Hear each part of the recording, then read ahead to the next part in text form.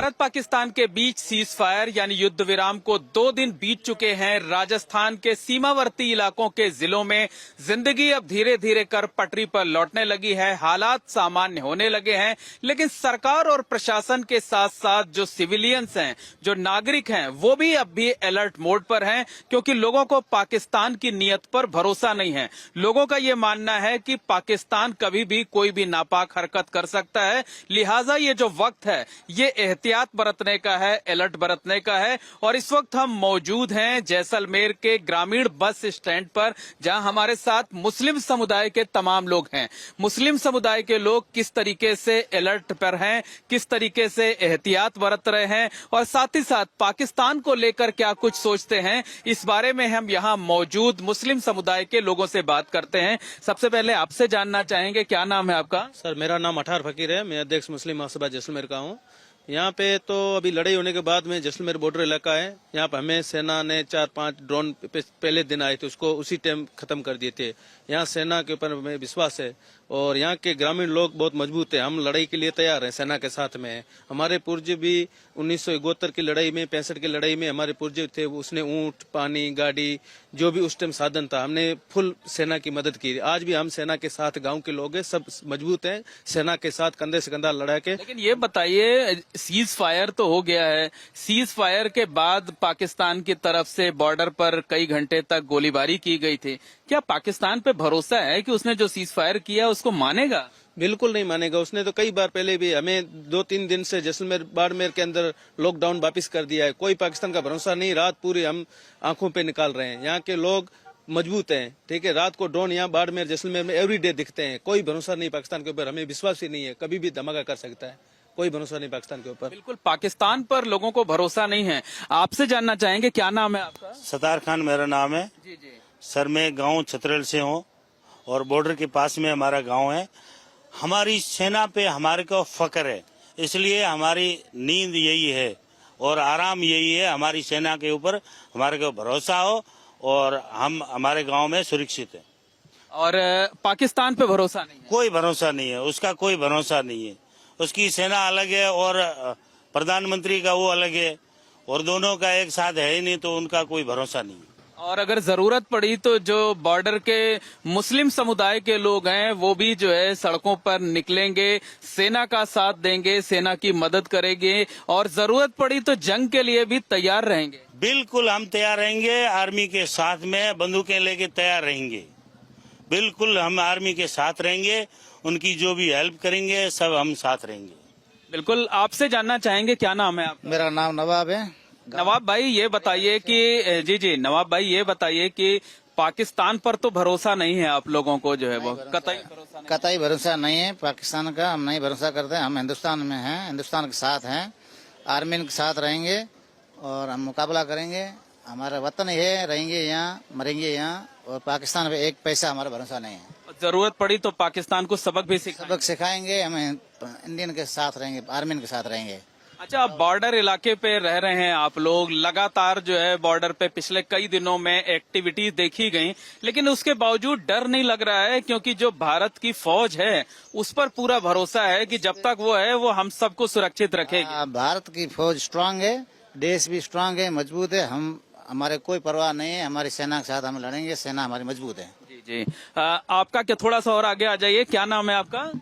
जी मेहदी। जी मेहंदी जी, ये बताइए कि डर तो नहीं लग रहा है ना? नहीं नहीं नहीं नहीं, लेकिन फिर भी एहतियात बरत रहे हैं। हाँ सही है, सही है। अच्छा, हिंदी थोड़ा कम बोलते हैं जो है, देखिए और भी लोग हैं उनसे भी बात करते हैं। आपका क्या नाम है? खुदा बख्श। खुदा बख्श जी। खुदा बख्श जी, कितनी उम्र है आपकी? मेरी उम्र 60 साल की है। 60 साल की? हाँ जी। तब तो आपने वो 71 वाली लड़ाई भी देखी? 71 वाली देखी हम। जी जी। हाँ, हमारे तो ये बताइए कि तब और अब की जो भारतीय फौज है, किस तरीके का बदलाव देखते हैं और क्या सोचते हैं कि जरूरत पड़ने पर कैसे जवाब देंगे हम लोग पाकिस्तान को? पाकिस्तान को तो क्या, वो भिखारी देश को जवाब देने को कोई देर नहीं है। सब पब्लिक भी उसके साथ है, आर्मी ने है, मजबूत है, हमारा देश भी मजबूत है। वो क्या करेगा? उसके पास आटा ही नहीं है जो वो खाने के लिए, क्या है उसके पास? कुछ नहीं है। तो जो पूरे मुस्लिम तबके के लोग हैं वो क्या कहते हैं, सेना की हौसला अफजाई कर रहे हैं, उसको उत्साहवर्धन कर रहे हैं और जरूरत पड़ने पर खुद उसके साथ जंग में कूदने को भी तैयार हैं। बिल्कुल तैयार हूँ, बिल्कुल तैयार हूँ। जंग में अगर उसके साथ में जो हमारे से हेल्प हुई हो हम तैयार हैं उसके करने, साथ आर्मी के साथ हम तैयार हूँ। आपका क्या कहना है? आपका यही है सभी का कहना, तो सेना के साथ हैं, देश के साथ हैं और हमारे को जरूरत पे तो हम मरण मिटने के लिए तैयार हैं, साथ हैं। सेना के आगे कर दो तो आगे चलेंगे और क्या। मतलब जरूरत पड़ी तो सेना के साथ मुकाबला भी। सब साथ में है साहब, यहाँ हिंदू मुसलमान कोई ऐसी बात नहीं है कि आपस में ये बात है, सब सेना के साथ है, मोदी जी के साथ है सब। कोई कुछ नहीं इंडिया के बिगाड़ सके। पाकिस्तान क्या बिगाड़े? 65 मेरे को याद है, जंग 71 याद है, अभी ये चल रहा है। ऊपर से आता है, ऊपर से भगा देते हैं, भाग जाते हैं। कुछ मतलब जैसे 65 में सबक सिखाया, जैसे 71 में सबक सिखाया, अगर कोई बदमाशी की पाकिस्तान ने तो इस बार भी जो है वो जैसे 3 दिन सबक सिखाया वैसे ही सिखाया। अभी तो वहीं से ज्यादा सिखाएंगे। जिंदगी भर में पाछा आरो मुंह करके देखेंगे नहीं, ऐसा है। ये देश सब पूरा, ये हिंदू मुसलमान सब साथ में है, ऐसे नहीं है, कोई विरोध है नहीं कोई किसी से। मतलब हिंदू मुसलमान की जो बात चलती है वो ठीक है, मतलब कहना यह है कि वो आपस की बात है, आपस में समझ लेंगे, लेकिन अभी तो देश की बात है, वतन की बात। बिल्कुल वतन के साथ में है और हम अभी भाई हैं, वतन के साथ है। हमारा दुश्मन देश पाकिस्तान है, बस एक ही बात है। वो इंसानियत का दुश्मन है, वो इंसानियत का दुश्मन है। पुलवामा हमला बहुत इंसानियत की कत्ल है, एक इंसान का बेवजह कत्ल करना पूरी इंसानियत का कत्ल है। मतलब पहले पुलवामा में किया, अभी पहलगाम में किया, तो ये इंसानियत के खिलाफ है और पाकिस्तान को इसकी सजा मिलनी चाहिए। बिल्कुल मिलनी चाहिए, ये तो इंसानियत के खिलाफ है। आप बिना पालतू किसी टूरिस्ट की हत्या कर रहे तो इंसानियत, पूरी इंसानियत की कत्ल है इसमें, बिना उसका कोई गलती नहीं है। वो तो घूमने गए थे, उसकी आप निर्मल हत्या कर रहे हो। इससे और इंसानियत का दुश्मन सबसे बड़ा पाकिस्तान ही है। मतलब जो बॉर्डर के रहने वाले मुस्लिम समुदाय के लोग हैं वो पाकिस्तान के खिलाफ हैं, जरूरत पड़ी तो पाकिस्तान मुर्दाबाद के नारे भी लगाएंगे। बिल्कुल, पाकिस्तान मुर्दाबाद है, मुर्दाबाद रहेगा। हम साथ हैं, इंडिया आर्मी के साथ हैं। लड़ाई होगी तो सबसे पहले मुस्लिम वहाँ पहुंचेंगे इंडिया आर्मी के साथ में। हमें फक्र है इंडिया आर्मी के साथ में। और बिल्कुल आप जैसे देशभक्त मुसलमानों पर पूरे देश को फक्र है जो है वो।